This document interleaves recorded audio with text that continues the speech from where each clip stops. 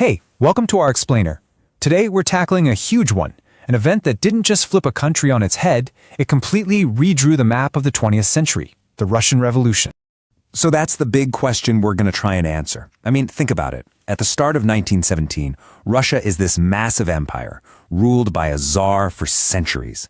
By the end of that same year, the empire is just gone, and in its place is something the world had never, ever seen before. The whole thing was kicked off by a combination of three really explosive forces. The first one, and this is the big one, was World War I. For Russia, it was an absolute, unmitigated disaster. The army was getting hammered by the German military, suffering just staggering losses. The whole war effort was draining the country dry of resources, money, and maybe most importantly, hope.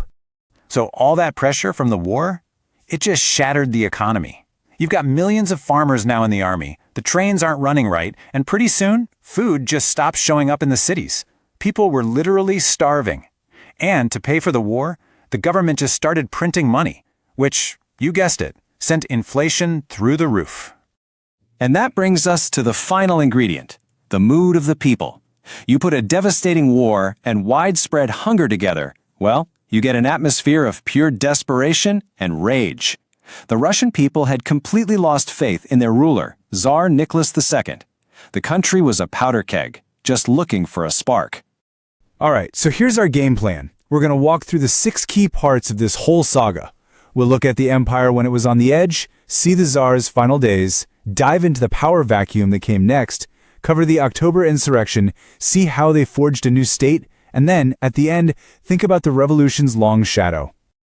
Okay, so to really get what happened in 1917, we have to rewind a bit and look at the deep cracks that were already spreading through the foundations of the Russian Empire. Just take a look at these numbers. They're staggering. Russia was, for the most part, a nation of peasants, but a tiny, tiny slice of the population. We're talking 1.5% owned a quarter of all the land. This created this deep, simmering resentment among millions of people who worked that land but had basically nothing to show for it. And if you think that sounds bad, things in the cities were just as grim. You see, Russia was industrializing fast, creating this new working class crammed into awful urban slums. The conditions were just brutal. Crazy long hours, terrible pay, dangerous factories. And look at this, an average of 16 people crammed into one apartment. All of this turned the workers into a concentrated and, an increasingly revolutionary group. And then the war came along and turned a really bad situation into something straight out of the apocalypse. By the end of 1916, Russia had something like 5 million casualties. 5 million. They were sending men to the front without proper gear, sometimes without even a rifle, just telling them to grab one from a fallen comrade.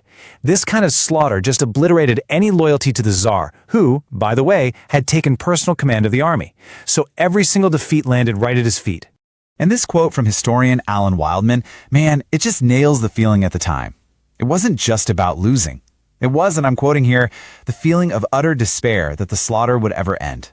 That hopelessness, it just took over the soldiers, their families, the whole country. The war had become this meaningless meat grinder, and people were just done. So all this pressure, all this anger, it had to go somewhere. And in February 1917, it finally did. This is the moment the powder keg explodes. In the end, it came so fast it was stunning. It started with factory strikes.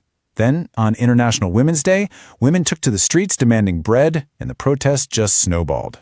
Now, the Tsar, who was away at military headquarters, made a truly fatal mistake. He ordered his troops to fire on the crowds. But the soldiers, who were just as fed up as everyone else, said no. In fact, many of them shot their own officers and joined the revolution. With no authority left, Tsar Nicholas abdicated. And, just like that, 300 years of Romanov rule, poof, it was over. Okay, so the Tsar is gone. Hooray, right? Well, not so fast. Getting rid of the Tsar didn't solve Russia's problems. It just created a brand new one, a massive power vacuum. And into that chaos stepped 2 competing groups, leading to this really bizarre and unstable period they called dual power. So you've got this weird situation. On one side, you have the provisional government. These are the official guys, formed from the old parliament, but they had almost no real power. And on the other side, you've got the Petrograd Soviet, a super powerful council of workers and soldiers. They weren't the official government, but, well, they had everyone's loyalty and controlled pretty much everything in the capital. And here was the killer disagreement. The provisional government wanted to keep fighting the war, while the Soviet and the people desperately wanted it to stop. And right into this messy, chaotic situation steps this radical group, the Bolsheviks, led by Vladimir Lenin, who'd been in exile. They were convinced a violent revolution was the only way forward. And they had this slogan that was just pure genius. It cut through all the political noise. Peace, land, and bread. Peace and the war. Land, give it to the peasants. And bread, and the famine. It was a message that hit on the three things every Russian wanted most. So all through 1917, you see the provisional government just stumbling from one crisis to the next. Their popularity is tanking. And with every stumble they take, the Bolsheviks just get stronger. Lenin, who's now back in Russia, sees his opening to kick off a second, much more radical revolution. This timeline really gives you a sense of just how insane 1917 was. I mean, look how fast things were moving. But the real turning point, the moment everything shifted, was in August. There's this failed military coup from the right, and the super weak provisional government actually has to ask the Bolsheviks for help to defend the city. By saving the day, the Bolsheviks became heroes. They won majorities in the powerful city Soviets, and Lenin decided, okay, now's the time. Let's take power for good. So, the Bolsheviks grab power in October. You think that's the end of the story, right? Nope, not even close. It was actually the start of an even bloodier chapter, a brutal civil war that would tear the country apart for years.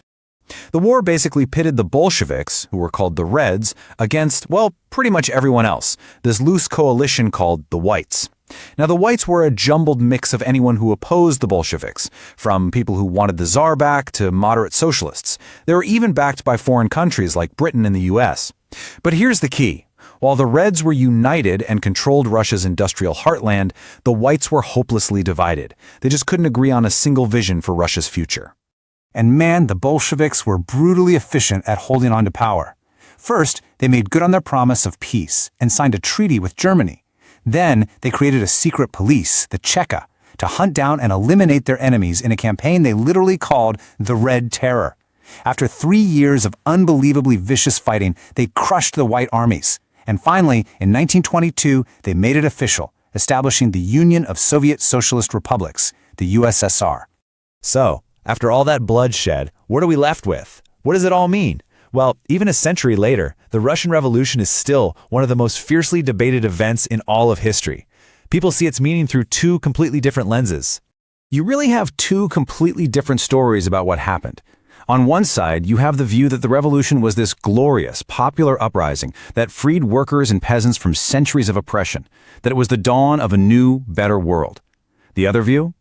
It sees the October Revolution not as a popular movement at all, but as a violent coup, a power grab by a small group of extremists. In this version, the revolution just swapped one kind of tyrant, the Tsar, for another, the Communist Party. And that's really the question that hangs over the revolution's legacy, isn't it? Was it a true people's victory that opened up a new future for humanity? Or was it just a political coup that hijacked a real revolution and led straight to tyranny? 100 years later, the answer you get still depends entirely on who you ask. Thanks for tuning in.